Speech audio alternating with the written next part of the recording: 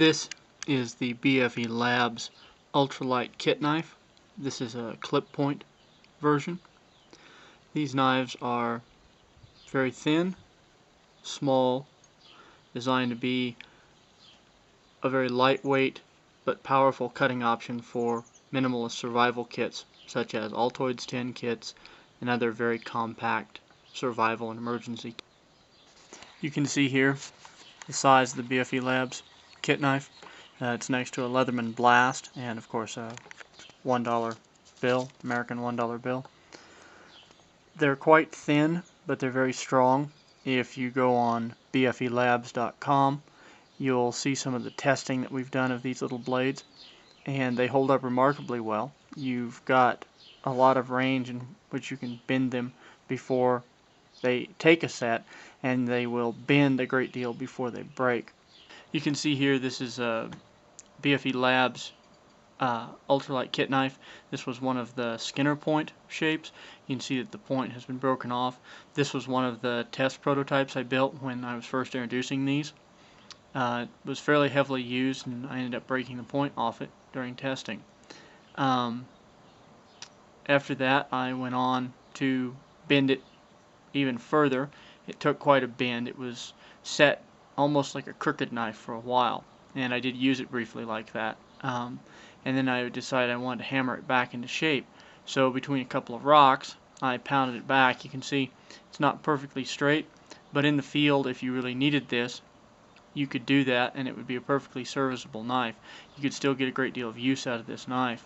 If you had a little bit more time, you could actually find a rock and clean up some of this rough there where it broke against the abrasive surface of the right rock. I mean, you'd spend a long time grinding it back to a point, but you could do it if you happen to have a file in your kit. Say you had a multi-tool, it would be fairly fast actually. You wouldn't spend very much time at all. It really doesn't get in the way. This is not so rough that it would catch or tear on much, but if it was, you could use a file to knock it down.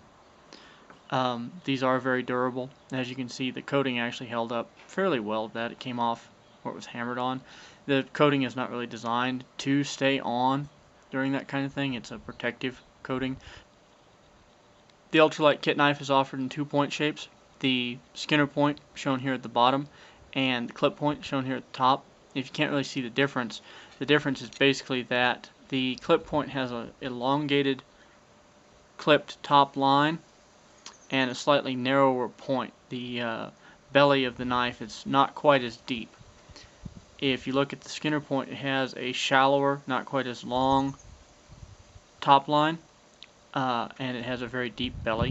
They both have a fairly precise point. There went my dollar. Yay for the breeze. They both have a fairly precise point, but the clip point doesn't have quite as much belly as the Skinner point. And the clip point does have a much more acute point just because of that longer angle. This is the standard handle shape for the ultralight kit knife.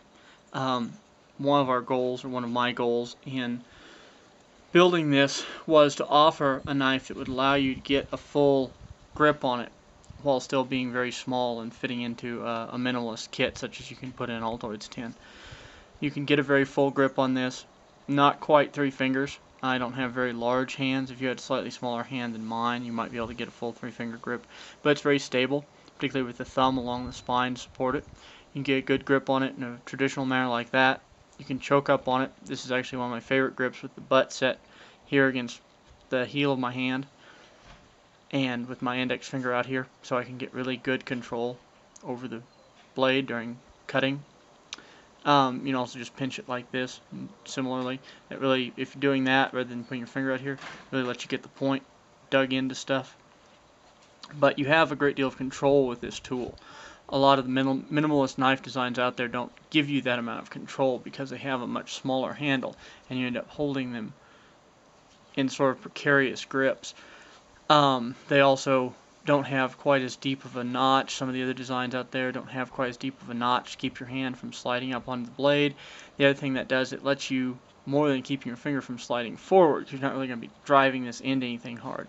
What it lets you do, same with this curve in here, this concave line there, is it lets your fingers pull back into that grip. So while your thumb along the top line is pushing forward, your fingers pull back, and that creates a great deal of stability.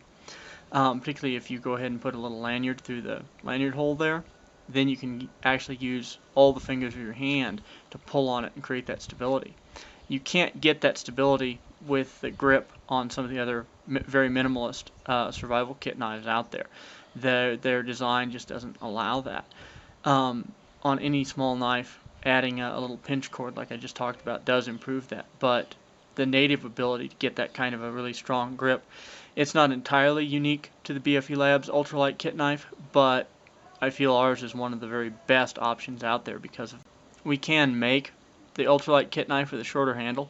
This here is a sort of a test prototype I made. It has a slightly longer blade, but it has a shorter handle than the normal design. As you can see, this is the Skinner point version, but it has a slightly shorter handle. This handle only allows you to get basically 2 fingers onto the knife. It's not nearly as stable, but you can again pull against this part of the handle when your fingers curl into it, and with your thumb pushing, you do get some stability.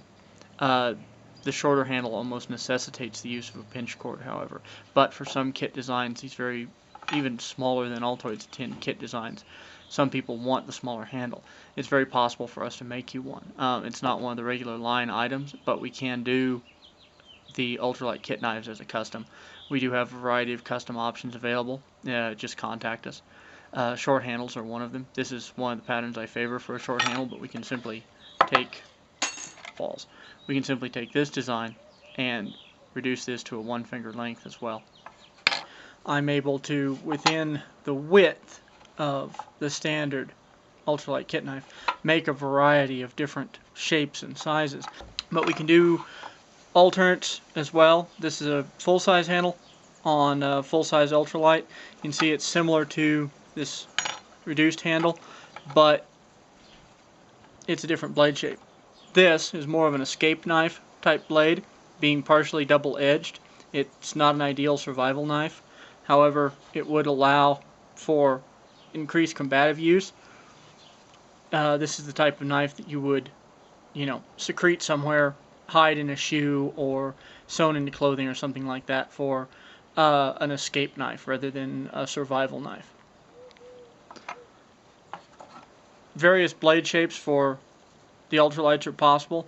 This is a reverse sheep's foot. It offers a great deal of belly, but without a very pronounced point. You've got a lot of cutting ability and some chiseling ability. This allows for some really nice deep cuts, but again, it lacks a real point, so you can't really use it like an awl, and it doesn't make for very good splinter digging or anything like that. We can also do more conventional blade shapes. This is just a fairly conventional drop point. You can see here compared to the Skinner point, this is just a little blade prototype I made so I could show the types of blades that are possible without having to build the full knife. But you can see here we can offer a real diverse set of blade shapes, although these are all fairly standard. This one is not. This is actually a little hawksbill. If it was ground on this side, it would be more of a small recurve. But it's also a reverse edge hawksbill. This is for a small carving knife for doing woodscraft type carving and stuff like that. There's a notch there for striking a ferro rod, and then some jimping here to keep your thumb from going up onto the blade. This is sort of part of a prototype set that I'm building of a small carving set. It's going to include a crooked knife. Building a crooked knife as an ultralight would be very easy. So anytime you want something different than what we offer conventionally, consider just talking to us. Pretty much anything you see here or anything you can think up and sketch out, I can build for you. There are a lot of possibilities with the ultralight kit knives. One of the things you can do, because they are a minimalist knife, is you can increase the handle length. Generally, this is not too hard to do with found materials. This is just a stick that I picked up and split and then fire hardened, and I've lashed one of the short ultralights into it with some Kevlar twine. Fairly easy, fairly simple. Gives you a lot more control with the full length handle. It will be easier to do slightly heavier stuff. You also get a reduction in the discomfort of having the very thin handle of the ultralight digging into you. Increased control gives you better safety. It also lets you generate more leverage and power. You can use this better, particularly for more leverage cutting, such as in the chest lever grip, to really get in there and cut hard. You don't have to worry about it slipping because you've got a full grip. You don't have to worry about the stock gouging you because these are fairly thin, and although they're not sharp, they are, particularly on the spine, left at a 90-degree angle so you can strike a ferro rod with them. So you can dig one into yourself somewhat uncomfortably. Wrapping it like this, then putting a lengthy handle on it, lets you protect yourself a little bit better and get that better control for safety. There's a variety of ways you can do this. I mean, you can tape it to something else. You can, I've talked to a couple guys who built a little handle to keep in their kits and have a bolt in there that they tighten down with their Leatherman tool. So there's a variety of options. I prefer just to carry a little bit of twine. I mean, everybody should anyway, whether it's paracord or this Kevlar or whatever. And then in the field, I can find a stick and I can use the ultralight to split it. And I can just put a decent sized handle on.